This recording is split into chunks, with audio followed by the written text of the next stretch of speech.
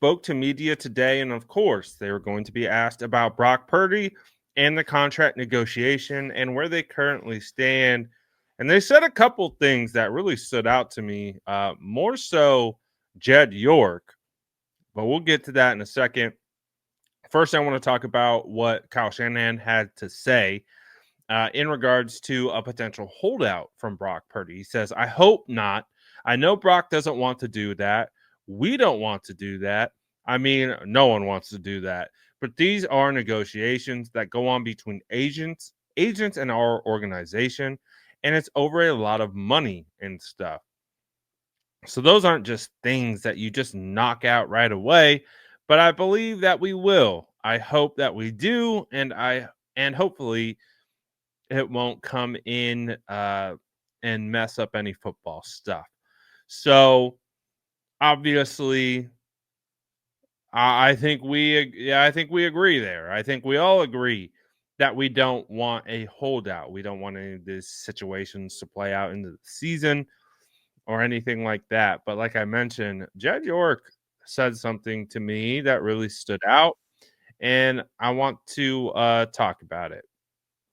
Of course, he was asked about the free agency situation and all the players leaving and if he's being cheap and all that type of stuff. And this is what he had to say on the matter. He says, I've been called worse. I get it. Fans care. You want to win.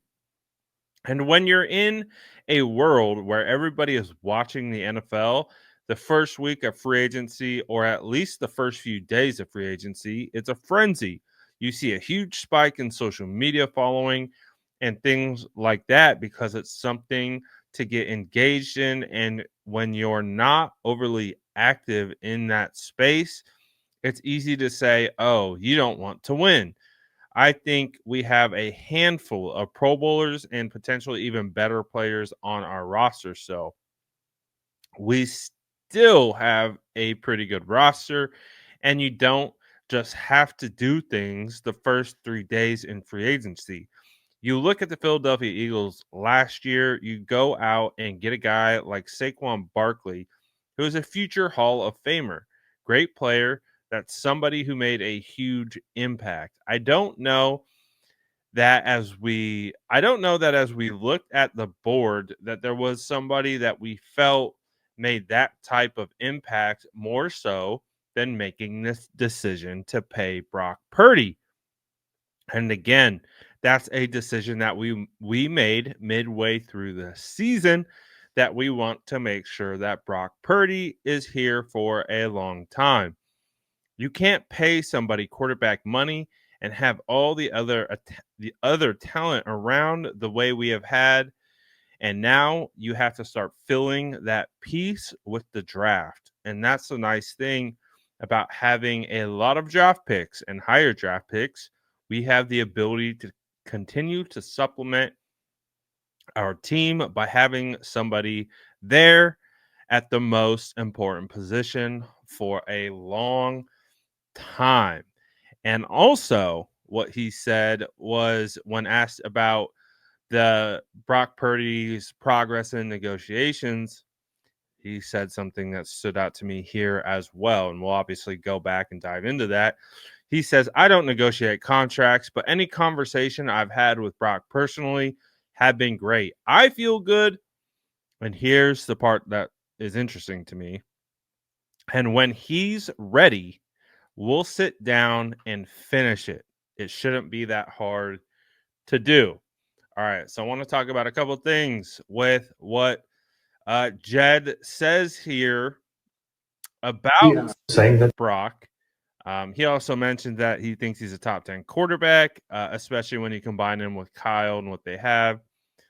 He continues to say they want him here for a long time. So, again, let's break this down and talk about the things that stand out to me the most. And you can probably sense some of the things. But going back to the first situation, basically saying the reason why they're not signing a lot of these free agents comes down to the decision that they've made to pay Brock. So effectively, it's not necessarily their fault that all these players are leaving and getting paid, because they chose that they're going to pay Brock. And because they're going to pay Brock, they aren't going to spend big on free agency or retaining their free agents.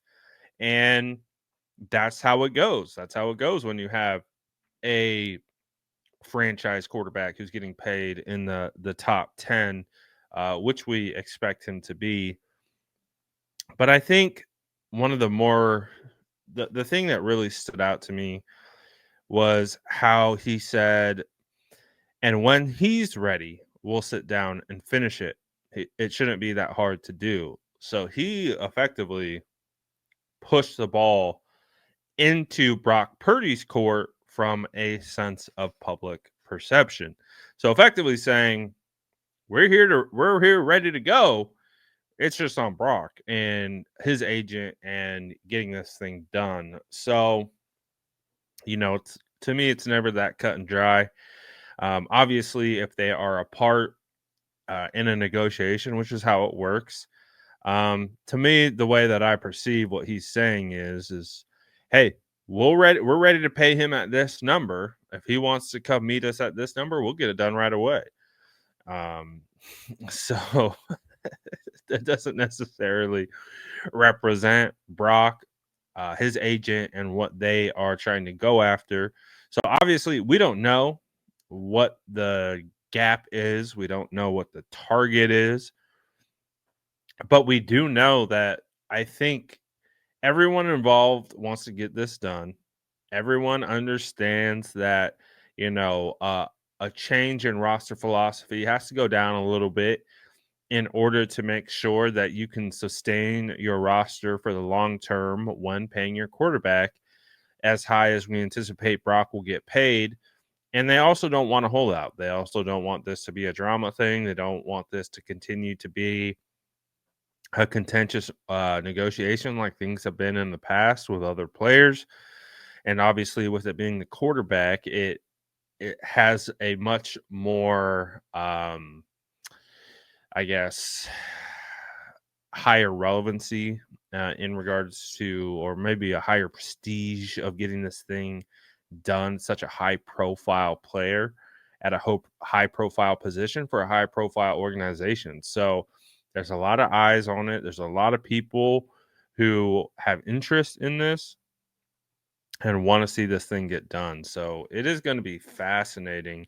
But again, I thought there were a couple interesting things here. I mean, all the language seems to indicate that the 49ers want Brock Purdy and they want to get him in there, but obviously they want him at a specific number. And it sounds like they're kind of pushing the ball into his court to say, well, if we want to get this done, come meet us where we are, opposed to we're going to come meet you where you are. So maybe that's an indication that they are apart. And that's where the 49ers are. They're dug in with where their current spot is in that negotiation, and who knows how dug in uh, Brock and his agent are. So it's going to be fascinating to see. I think what we're all anticipating is what the contract is going to be. I think we all understand these guys want to get something done. It's just, what is it going to be? So I don't know. What are your guys' biggest takeaways from that? Let me know in the comments below. And as always, make sure to like and subscribe for more updates.